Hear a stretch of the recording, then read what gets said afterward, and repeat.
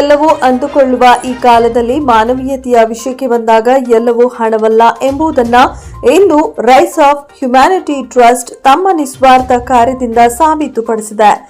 ದಸರಾ ಹಬ್ಬದ ಪವಿತ್ರ ಸಂದರ್ಭದಲ್ಲಿ ಪರಿಶಿಷ್ಟ ಜಾತಿಯ ಬಾಂಧವರು ಪ್ರತಿ ವರ್ಷ ಧಾರ್ಮಿಕ ಹಾಗೂ ಸಾಂಸ್ಕೃತಿಕ ಪ್ರಾರ್ಥನೆಗಳನ್ನು ನಡೆಸುವ ರುದ್ರಭೂಮಿಯನ್ನ ಟ್ರಸ್ಟ್ನ ಸದಸ್ಯರು ಸ್ವಚ್ಛಗೊಳಿಸಿದರು.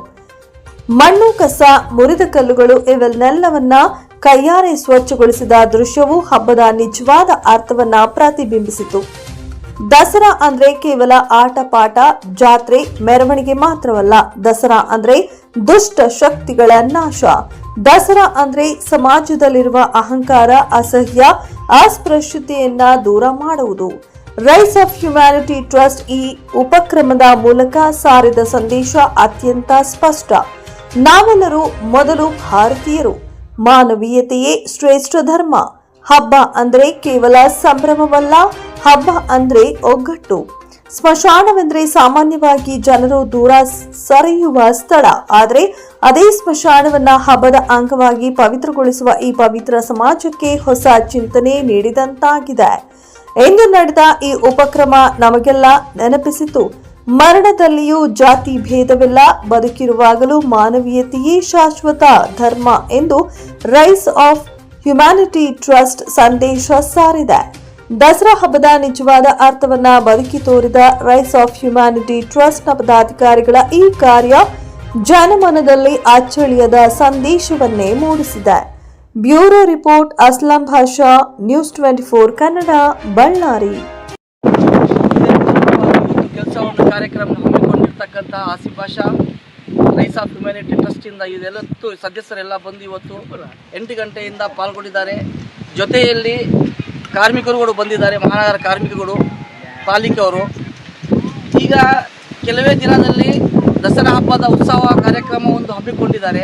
9 ದಿನ ಪೂಜೆ ನಡೆತಿರ್ತವೆ. ಅದರಲ್ಲೇ ಶುಕ್ರವಾರ ಮತ್ತು ಶನಿವಾರ ಈ ದಲಿತರ ಸ್ಮಶಾನದಲ್ಲಿ ಎಲ್ಲರೂ ಅವರವರ ಸದಸ್ಯರು ಯಾರ್ಯಾರು ತೀರ್ಕೊಂಡು ಹೋಗಿದ್ದಾರೆ ಅವರಿಗೆ ಲೋಬಾನ ಕಾರ್ಯಕ್ರಮ, ಸಾಂಬ್ರಾಣಿ ಕಾರ್ಯಕ್ರಮ ಅಂತ ಒಂದು ಪೂಜೆ ಬರುತ್ತೆ. ಆ ಪೂಜೆ ಸಲುವಾಗಿ ಯಾವುದೇ ತೊಂದರೆ, ಯಾವುದೇ ಬರ್ತಕ್ಕಂಥ ಸ್ಮಶಾನದಲ್ಲಿ ಇರ್ತಕ್ಕಂಥ ಮುಳ್ಳು ಗಿಡಗಳನ್ನು ಎಲ್ಲ ಅದನ್ನು ಸ್ವಚ್ಛತೆ ಮಾಡಿ ಇವತ್ತು ಈ ಕಾರ್ಯಕ್ರಮ ಇವತ್ತು ಹಮ್ಮಿಕೊಂಡಿರ್ತವೆ. ಇದಕ್ಕೆ ಬಹಳ ಕೃತಜ್ಞತೆ ಹೇಳುತ್ತಾ ಈ ಸಂಘದ ಒಂದು ರೆಸ್ಪೆಕ್ಟಿಬಲಿ ಪರ್ಸನ್ ಆಸಿಫ್ ಸಾಹೇಬರಿಗೆ ಸಂತೋಷವಾಗಿ ಈ ವಿಚಾರವನ್ನು ತಿಳಿಸುತ್ತಾ ಈ ಸಂದೇಶವನ್ನು ಎಲ್ಲರಿಗೆ ತಿಳಿಲಿ, ಈ ವಿಚಾರವನ್ನು ಮತ್ತೆ ಬೇರೆ ಬೇರೆ ಸಮುದಾಯದವರಿಗೆ, ಬೇರೆ ಬೇರೆ ಸಮುದಾಯದ ಸ್ಮಶಾನಗಳಿಗೆ ಕೂಡ ಇಂಥ ಕಾರ್ಯಕ್ರಮವನ್ನು ಹಮ್ಮಿಕೊಡ್ಬೇಕಂತ ನಾವು ತಿಳ್ಕೊಂಡಿವಿ. ನನ್ನ ಹೆಸರು ಸೆಬಾಸ್ಟಿನ್, ನನ್ನ ಗುಂಡಣ್ಣ ಅಂತ ಕರೀತಾರೆ. ಈಗ ಮನುಷ್ಯ ಸಾಮಾನ್ಯವಾಗಿ ಹುಟ್ಟು ಸಾಯ್ತಾನೆ, ಬೆಳಿತಾನೆ, ಅದೆಲ್ಲ ಮಾಮೂಲೆ, ಸಹಜವಾದದ್ದೇ. ಆದರೆ ಮನುಷ್ಯನ ಹುಟ್ಟಿದ ಮೇಲೆ ಸಾಯಲೇಬೇಕಂತ ಹೇಳ್ತಾರಲ್ಲ, ಸತ್ತರೆ ಅವನಿಗೆ ಒಂದು ಸ್ಥಳ ಬೇಕು. ಆ ಸತ್ತ ಸ್ಥಳನ ಇಷ್ಟು ವರ್ಷಗಳಿಂದ ಯಾರೂ ಅದು ಸತ್ತ ಸ್ಥಳ ಅಂತೇಳಿ ಅದನ್ನು ಕ್ಲೀನ್ ಮಾಡ್ತಾ ಇದ್ದಿಲ್ಲ. ಏನೋ ಬರ್ತಿದ್ರು, ಸಾವು ಮಣ್ಣು ಮೂತಿಟ್ಟು ಹೋಗಿ 10 ಗಂಟೆ ಹೋಗಿ ಮನೆಗೆ ಹೋಗಿ ಸೇರ್ತಿದ್ರು ಅಷ್ಟೇ.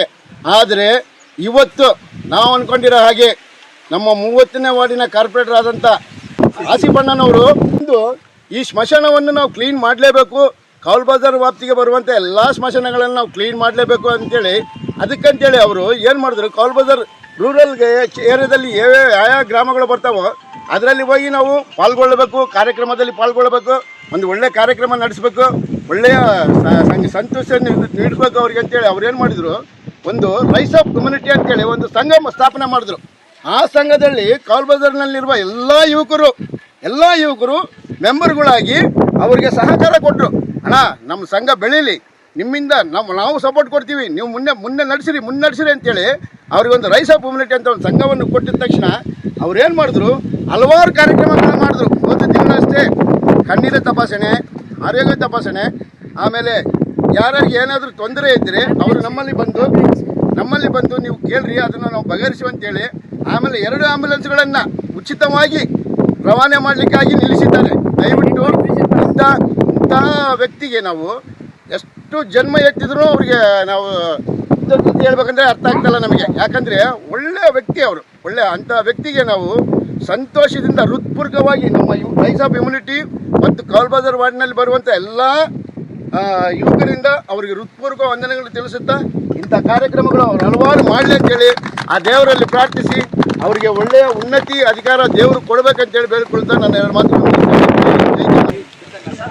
ಮಹಾನಗರ ಪಾಲಿಕೆ ಸದಸ್ಯರಾದ ಆಸಿಫಾಸ್ ಅವರ ನೇತೃತ್ವದಲ್ಲಿ ಹಾಗೂ ರೈಸ್ ಆಫ್ ಹ್ಯುಮ್ಯಾನಿಟಿ ಸಂಘದ ವತಿಯಿಂದ ಇಡೀ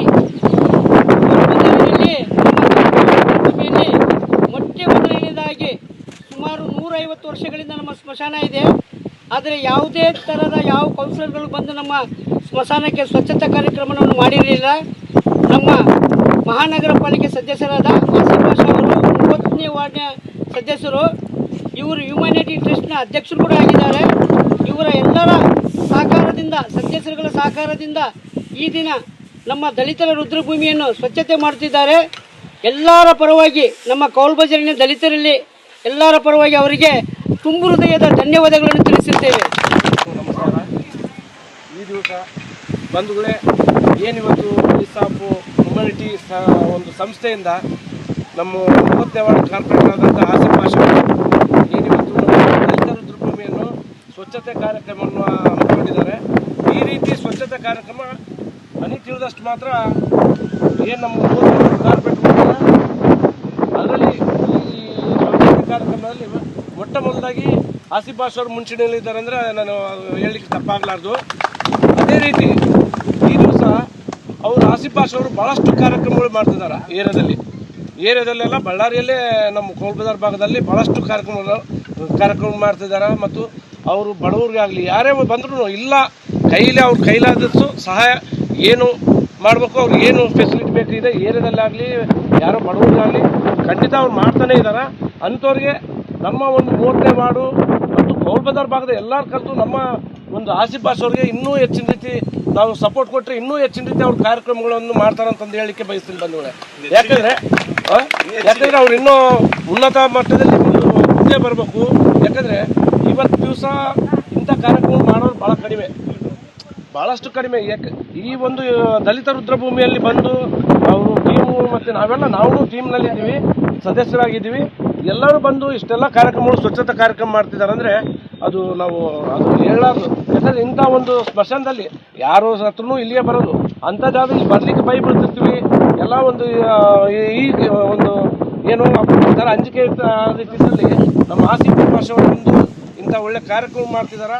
ವರ್ಷ ಇದೇ ರೀತಿ ಮಾಡಿ ನಾವು ಟ್ರಸ್ಟ್ ಕಡೆಯಿಂದ ಏನು ರೈಸ್ ಆಫ್ ಹ್ಯುಮ್ಯಾನಿಟಿಯಿಂದ ಇನ್ನೂ ಹೆಚ್ಚಿನ ರೀತಿ ಕಾರ್ಯಕ್ರಮವನ್ನು ರೂಪಿಸಿ ಅವ್ರು ಒಳ್ಳೆ ಉನ್ನತ ಮಟ್ಟಕ್ಕೆ ಹೋಗಿ ಒಳ್ಳೆ ನಮಗೆ ಮುಂದಿನ ದಿನಗಳಲ್ಲಿ ಒಂದು ಒಳ್ಳೆ ಏನು ಒಂದು ಪೋಸ್ಟ್ ಬರಲಿ, ಒಳ್ಳೆ ಒಂದು ಉನ್ನತ ಮಟ್ಟ ಸ್ಥಾನಕ್ಕೆ ಹೋಗ್ಲಿ ಅಂತಂದೇಳಿ ಬಯಸ್ತಾ ನನಗೆ ಮಾತಾಡಲಿಕ್ಕೆ ಅವಕಾಶ ಕೊಟ್ಟ ಎಲ್ಲರಿಗೂ ಧನ್ಯವಾದ.